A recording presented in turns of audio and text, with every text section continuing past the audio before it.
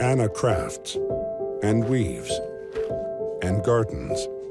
Outback is the canoe she's making out of an old tree.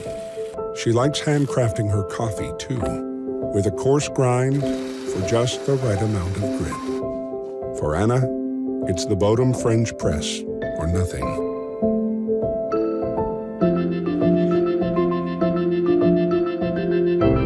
If coffee is the stuff of life, let's make it as good as we can.